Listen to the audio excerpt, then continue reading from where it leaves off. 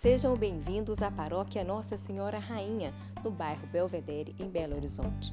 Hoje, no programa Palavra de Fé, a nossa convidada é a médica pediatra, doutora Filomena Camilo, com o tema Olhar com Ternura. Acompanhe. Antes de começarmos, podem ficar sentadinhos. Vamos rezar chamando o comunicador perfeito, que é o Espírito Santo. Só Ele pode me fazer falar o que Deus quer, para que vocês entendam aquilo que Ele deseja falar para cada um. Então, nós vamos falar igualzinho Nossa Senhora ensinou, que a gente pede que Ele venha por intercessão do coração imaculado dela. Vamos lá? São 3 vezes. Vinde, Espírito Santo, vinde por meio da poderosa intercessão do Imaculado Coração de Maria, vossa amadíssima esposa.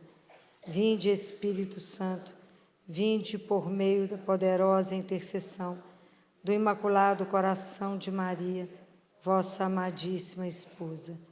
Vinde, Espírito Santo, vinde por meio da poderosa intercessão do Imaculado Coração de Maria, vossa amadíssima esposa. Amém. Muito obrigada. Nós vamos falar do Evangelho de Mateus, do capítulo 9. Vou comentar com vocês alguns versículos que a gente escutou domingo. Vendo Jesus as multidões, compadeceu-se delas, porque estavam cansadas e abatidas como ovelhas que não têm pastor. Jesus chamou os 12 discípulos e deu-lhes poder para expulsar os espíritos maus e para curarem todo tipo de doença e enfermidade. Em vosso caminho anunciai: o reino dos céus está próximo. Curai os doentes, ressuscitai os mortos, purificai os leprosos, expulsai os demônios. De graça recebestes, de graça deveis dar. Palavra da salvação. Os evangelistas nos contam, que nada passava despercebido para Jesus. Nada. Jesus viu o paralítico de Cafarnaum, ele viu os cegos de Jericó, ele via a senhorinha encurvada. Nada passou, nada passou. Eu fico imaginando Jesus vendo a multidão como ele poderia hoje estar nos olhando aqui. Eles falam que de modo especial, como é que Jesus via tudo aquilo. Como é que o olhar de Jesus, mexeu, fez com que ele tivesse compaixão. Imagina ele, filho de Deus, vendo tudo aquilo, sabendo tudo que Deus tem para nós. Todo o trabalho de Jesus para o bem nosso, construir de novo o bem da humanidade. Ele olhava aquela humanidade e falava: por onde mesmo nós vamos começar?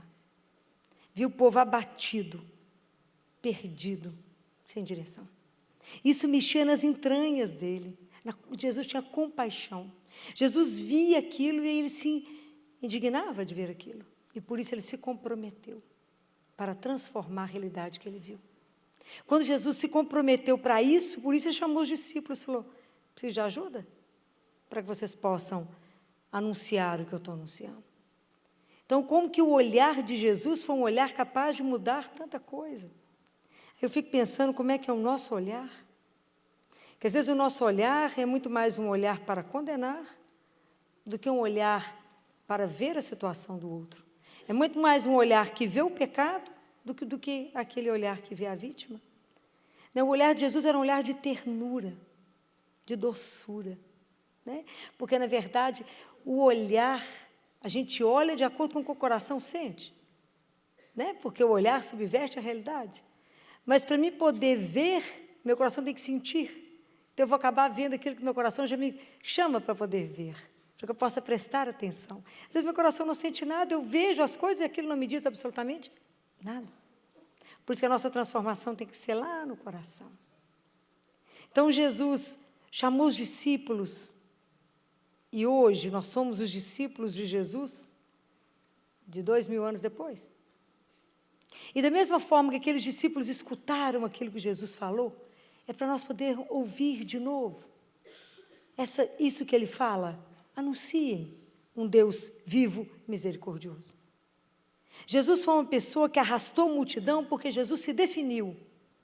E toda pessoa que se define, que tem uma visão muito clara, uma noção muito clara de qual é a sua missão, ele arrasta. Por isso Jesus seduziu, porque ele sabia o que ele era. Ele sabia qual era a missão, qual o papel dele. Então ninguém, encarnou, ninguém humano, de carne e osso, foi tão livre quanto Jesus, tão solidário, tão compassivo, tão apaixonado, adquiriu uma liberdade tão grande como ele adquiriu. Chegou num nível de humanidade como ele chegou. E isso está na nossa mão chegar. Mas ele chegou. É o que ele nos ensina. Ele pegou os apóstolos. Hoje nós estamos longe de ser apóstolo, mas ser discípulo dele. Hoje tem um convite. Hoje Jesus continua passando perto de nós e nos convidando um por um. E falando, me segue. Me segue. Anuncie que Deus está vivo. Anuncie que Deus se humanizou para poder humanizar a sua vida e transformar a vida de vocês todos. Foi por isso que ele fez carne e osso. Por isso que ele disse que era preciso que vocês vá anunciar que o reino está próximo. Aquilo mesmo que ele falou. Hoje eu fico observando que nós estamos num mundo onde tem uma tecnologia maravilhosa. E há uma distância que a gente vai observando no avanço da tecnologia e no crescimento espiritual. Hoje o crescimento espiritual ele não dá conta de fazer com que as pessoas tenham o ânimo, tenham o entusiasmo para poder colocar Deus vivo no mundo. Então você vê pessoas riquíssimas, com muitos bens e numa tristeza profunda. Você vê pessoas perdidas sem nenhum sentido na vida, completamente desorientadas. Você vê pessoas no ativismo alucinado, não tem tempo para nada, vazias, porque a interioridade foi roubada. E então elas têm que entrar no ativismo, porque se para, enlouquece, porque não tem nada. Então eu fico pensando, será que hoje, da mesma forma como Jesus olhou aquele povo e viu aquele povo abandonado, sem rumo, sem sentido, será que hoje nós não estamos diante de homens e de mulheres doentes, que estão precisando ser curados? Não estamos diante de pessoas que estão mortas, precisando ser ressuscitadas? Não estamos diante de pessoas que estão tão possuídas, que estão precisando se libertar? Então, por isso, nós temos que escutar tudo isso que Jesus falou, da mesma forma, e ter a ousadia e a coragem de fazer a mesma coisa que hoje, o que ele pediu lá atrás. Porque só há um jeito, só há uma cura para o mundo hoje. Alguém arrisca? Só uma cura. Qual é? O que pode transformar o mundo hoje? O que pode transformar o mundo hoje é o amor. É a única força capaz de transformar o mundo. Mas para transformar o mundo pelo amor, vai exigir coisas que não estão muito na moda. A gratuidade, a solidariedade, a delicadeza, a ternura, o cuidado. Isso não está na moda. Então nós vamos ter que quebrar um monte de coisa. Dentro de nós há um potencial para amar que nós temos que ativar isso. Só o amor pode transformar. Porque nós vamos encontrar pessoas que estão, quando Jesus fala, curai os doentes. Quantas pessoas você vai encontrar que estão doentes na alma e doentes no corpo? O que nós vamos ajudá-las a descobrir? O que na vida dela está roubando a vida dela? O que está minando a vida dessa pessoa que precisa ser resgatado? Somos nós que vamos colocar, ajudar a infundir isso. Nós já recebemos uma herança de Jesus, não tem jeito de furar, de sair disto. Quando ele diz que a gente precisa ressuscitar os mortos, quantas pessoas não têm sentido nenhum na vida? Quantas pessoas estão com a vida absolutamente travadas, bloqueadas, que não encontram, não tem jeito da vida drenar? Quantas pessoas nós precisamos de encontrar que a gente precisa infundir vida? Porque está arrastado, está trancado num quarto, ou está trancado em si mesmo, que não consegue andar. Domingo, sábado de manhãzinha, me chamou muita atenção quando eu estava indo para a missa, era umas 6 horas da manhã, quando eu passava na Montes Claros, e havia uma moça jovem, atravessando a rua, limpa, arrumada, não era ninguém que tinha dormido na rua, parecia que estava indo ao trabalho. E estava frio, e ela estava com um casaco, colocou um capuz. Ela não tinha força de levantar as pernas para andar. Falei, Jesus, eu acho que você fez o sinal parar só para a gente poder ficar aqui em intercessão por essa pessoa. Jesus, olha como é que ela está doente, como é que ela está morta. Olha a tristeza do olhar.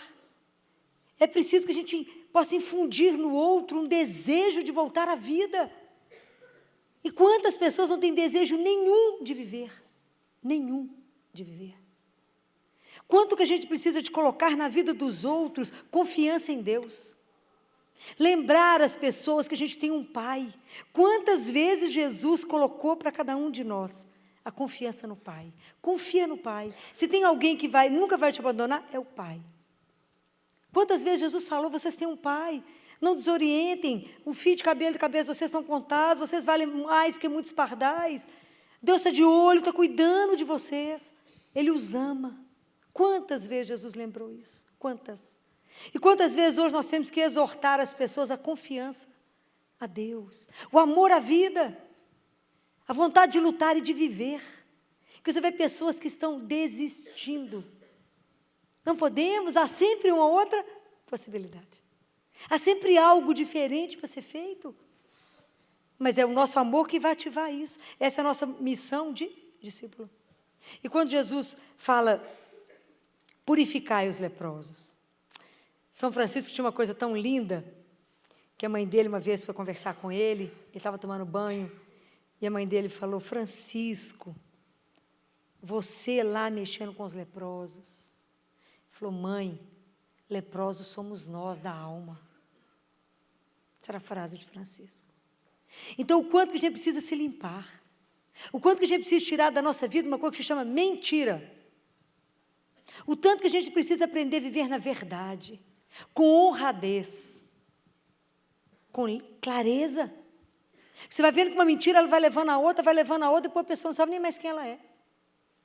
O quanto a gente precisa lutar para viver na verdade, não mentir, não esconder, não roubar. O quanto a gente precisa trabalhar nisso. E o quanto a gente precisa, quando disse Jesus, expulsar os demônios. Na verdade, quantas pessoas presas em tantos ídolos que têm destruído essas pessoas.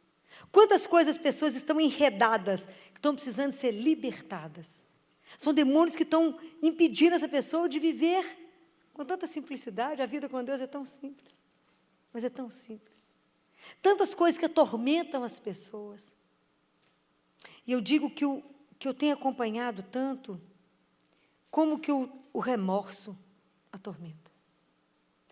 E eu tenho acompanhado, às vezes, tantas pessoas morrendo, e como que todas voltam naquilo que eu não fiz, naquilo que eu não rezei, naquilo que eu devia ter feito mais, minha vida religiosa foi horrorosa, eu não fiz o bem como devia, eu não falei o que devia, eu não abracei o que devia.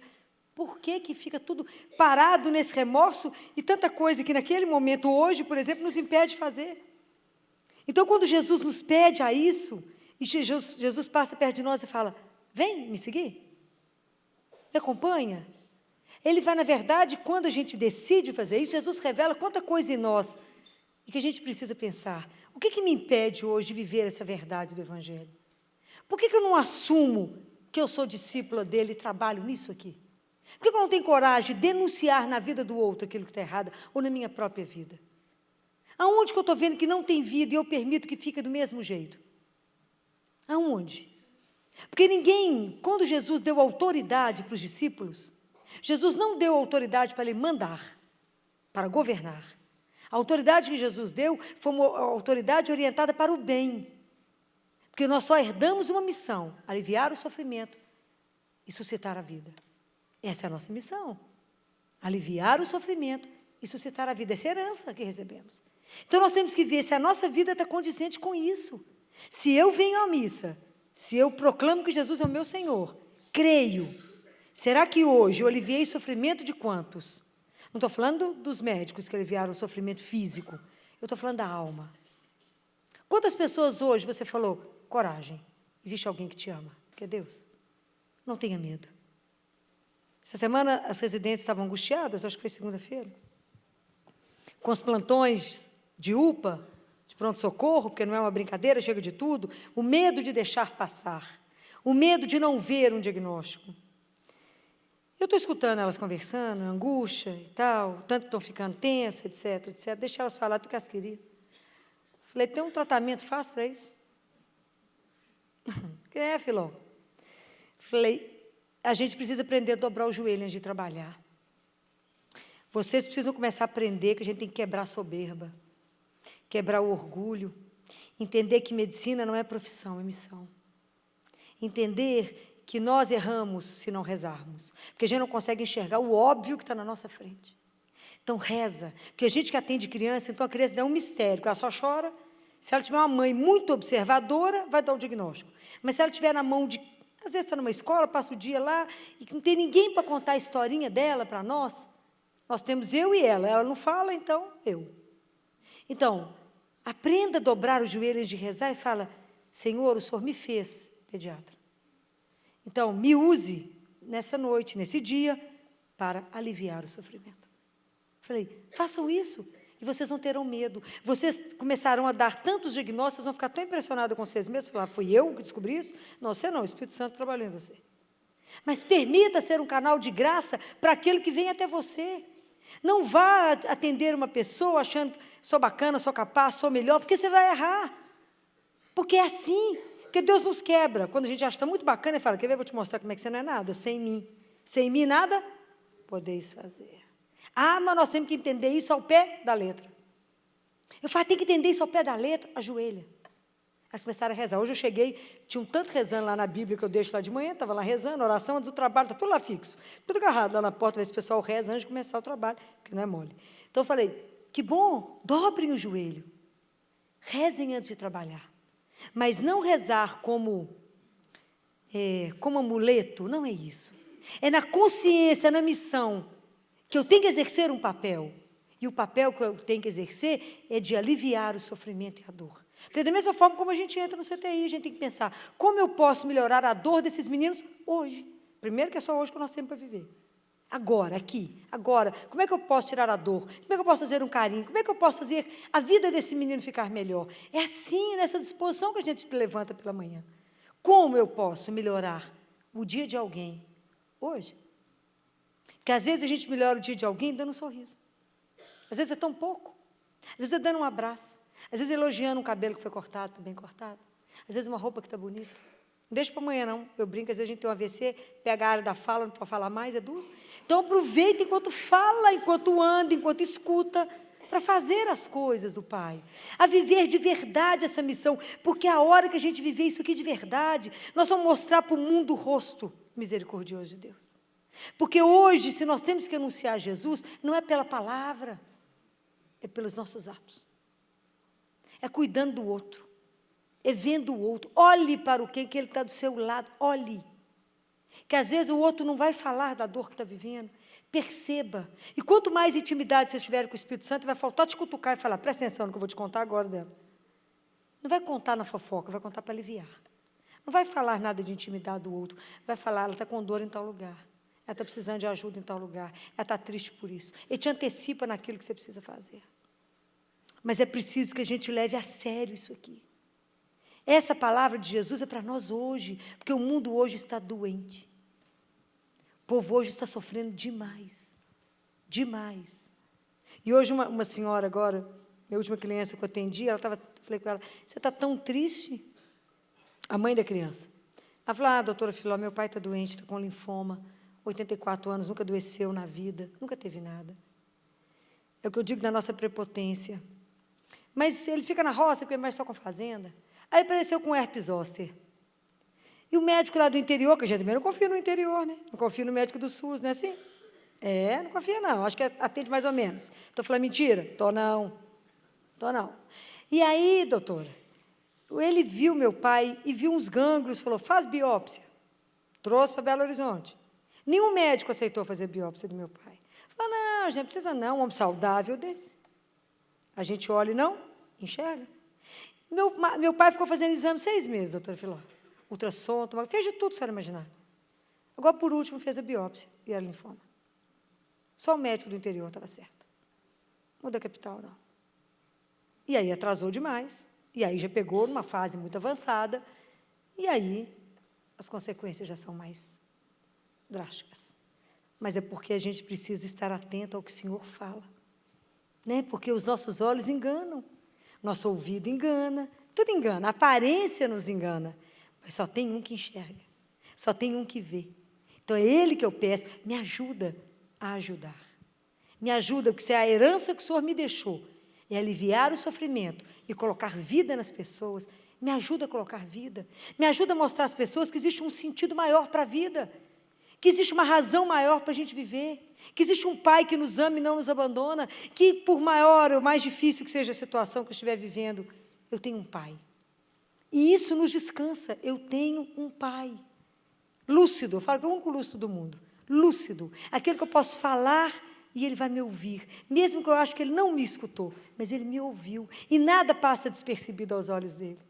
É isso que os evangelistas falavam, nada passava despercebido aos olhos de Jesus, nada. E algumas situações de dor, de miséria, de sofrimento, doíam nele mais, porque Ele é proposta de Deus para nós, é só proposta do bem, é de fazer o bem para cada um de nós, é nos fazer ser feliz. E quando Ele vê a gente insistindo em algum caminho que não nos leva à felicidade, isso deve doer demais. Até hoje.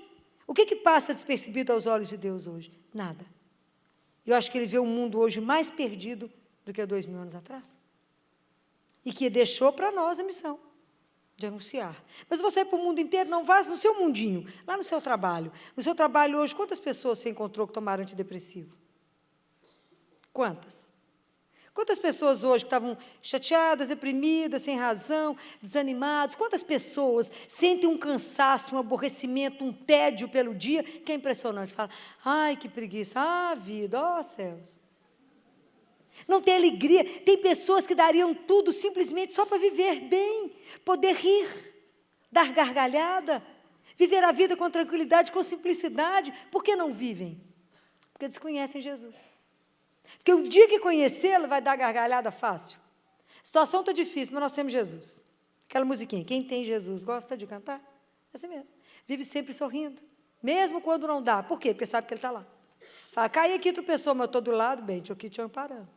Então, se a gente não tivesse alegria para passar para o outro, vamos passar o quê? Nada. E tudo isso que a gente faz uns pelos outros tem que ser feito de graça. De graça, recebeste. De graça, deveis dar. Por quê? Porque isso é um dom que Deus deu. Isso é um dom dEle. Ninguém encontrou Jesus orientando e mandando em alguém. Todo mundo que foi procurar Jesus encontrou Ele agachado, curando a ferida de alguém, ressuscitando alguém, abençoando alguém, pondo alguém de pé, restaurando alguém que está humilhado, abatido, colocando todo mundo de pé.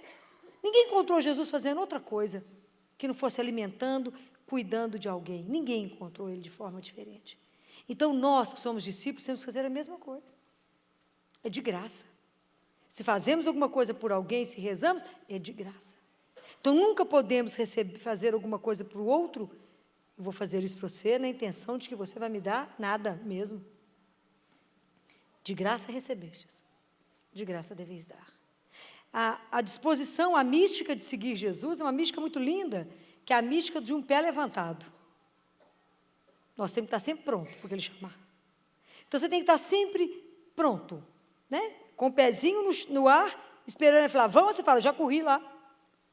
Nunca pensar, não depois, Senhor, fala agora, eu preciso de você agora. É a mística do pé levantado. Do que você vive? Da mística do pé levantado, porque eu não sei que hora que Ele vai chamar, chamou pronta, arrumada, pronta, para poder correr para onde o Senhor quer. Seguir Jesus é permitir ser remodelado. É permitir que dentro de cada um de nós, de novo, se forme Jesus. O mundo precisa dele. A coisa que o mundo mais sente falta, eles não dizem, é Jesus. As pessoas arrumam um monte de nome para as coisas, mas na verdade, o que eu sinto é que as pessoas sentem saudade. As pessoas querem ter certeza que essa doçura, que essa ternura é real. Tem nome e sobrenome. Eu falo isso para vocês porque eu nunca fui tão chamada para falar. Eles falam assim, fala de espiritualidade. Eu falo com Jesus assim, estão querendo falar doce, mas está com vergonha. Está com vergonha de falar que o Espírito que a gente conhece chama Espírito Santo. Estou com vergonha, Jesus. O meio médico nunca chamou tanto. Para tantos congressos, para tantas reuniões. Hoje eu acabei de receber um telefonema agora, para falar numa faculdade. Não, então vamos falar de morte. Porque as pessoas querem ter uma esperança, querem ter uma certeza que a nossa fé dá. Que foi o que Jesus disse, que a morte não para, não tem a última palavra, mas é a nossa fé que te sustenta e te ajuda a ajudar alguém a ficar de pé e falar, de pé, depois da morte do outro, de pé. Por quê? Porque cremos em Deus que disse que a morte não tem a última palavra, que ela não nos derruba. Então, é essa alegria que a gente tem para poder passar, porque o mundo deseja Ele. Eu digo para vocês, desejam, mas tem vergonha de dizer o nome dEle. Acham que se irão se comprometer. Mas a gente já está comprometido até a raiz dos cabelos, eu falo com ele, até o cabelo da gente já nasce com o nome escrito Jesus, já está marcado, já é dele, já tem pertença. Então, anunciamos a quem pertencemos. Que vocês, essa semana, possam lembrar disso. Eu acompanho Jesus, então eu tenho a mística do pé levantado. Atenta para o que Ele precisa de você, aonde Ele precisa, com a única missão que nos foi entregue, aliviar o sofrimento, infundir vida. Vamos descobrindo, às vezes está do nosso lado, às vezes tem pessoas tão perto de nós, tão desanimadas com a vida, tão entristecidas, tão sem razão para viver, tão sem confiança no Pai, não sabe nem que tem um Pai que pode confiar e se abandonar. A missão de vocês que ouviu, que já sentiu, que já viveu, é dizer para essas pessoas, Ele é de verdade, Ele é real. Ele só se humanizou para fazer a nossa vida melhor. Contem isso com propriedade de quem experimenta um Deus vivo. Essa é a sua missão, revelar esse Deus no mundo. Que Deus nos dê essa graça. E agora eu queria mesmo que a gente fechasse os nossos olhos, pedir a Jesus para purificar o nosso coração, o nosso olhar, e pedir a Ele que nesse momento Ele nos dê uma graça, de lembrar de todos aqueles que nós encontramos hoje, seja no seu trabalho, seja no trânsito, seja na sua casa, aonde você encontrou com alguém. Reze por essas pessoas que você não conseguiu perceber, às vezes uma dor, às vezes uma tristeza, às vezes um sofrimento. Reze por ela, fala, Jesus, faça meus olhos mais permeáveis ao seu espírito. Porque assim como o Senhor disse que os olhos são a lâmpada do corpo, purifica os nossos olhos para poder ver a dor do irmão, ver aonde eu preciso curar os doentes, ressuscitar os mortos, expulsar os demônios, levar vida a quem precisa ser levado. E essa vida que a gente tem para distribuir, ela se chama Jesus. Doutora Filó hoje nos fala do olhar com ternura de Jesus. Ela fala que nada passava despercebido aos olhos de Jesus. Ele viu o cego, ele vê a mulher encurvada, ele vê você. Saber que o Senhor não só nos olha, mas nos olha com ternura, nos olha com carinho. Hoje Ele te vê, hoje Ele me vê, com ternura, com carinho. Nosso pedido hoje, a doutora Filó, no meio da pregação, ela fala para que o Senhor coloque os seus olhos sobre o nosso coração e que tire de nós tudo aquilo que nos impede de ter um olhar de ternura com os outros irmãos. Porque, às vezes, nós somos olhados com ternura pelo Senhor, mas não temos esse olhar de ternura com os outros. Então, o nosso pedido é esse, pedir ao Senhor que Ele nos faça ser mais ternos na nossa forma de olhar. Vamos rezar? Obrigada, Senhor, por mais um dia. Obrigada pela sua bondade, pelo seu carinho, pelo seu olhar de ternura que pousa sobre o meu coração, sobre a minha vida, que tem cuidado e permeado todo o meu viver. Hoje, Senhor, eu quero te pedir, olha no nosso coração aquilo que não anda direito. Olha no nosso coração todas as vezes que eu não tenho esse olhar de ternura com o meu irmão e que eu não consigo ser instrumento da Tua palavra e do Teu Evangelho na minha vida. E ao olhar e ao detectar, começa uma mudança em nós hoje, Senhor. Fica conosco. Amém? Se você gostou desta palestra, você pode adquiri-la na loja NS Rainha, que fica localizada na Rua Modesto Carvalho de Araújo, número 227, ou pelo telefone 3286-3034, ramal 231. Você pode adquiri-la também nas lojas paulinas. Fiquem com Deus e até a próxima.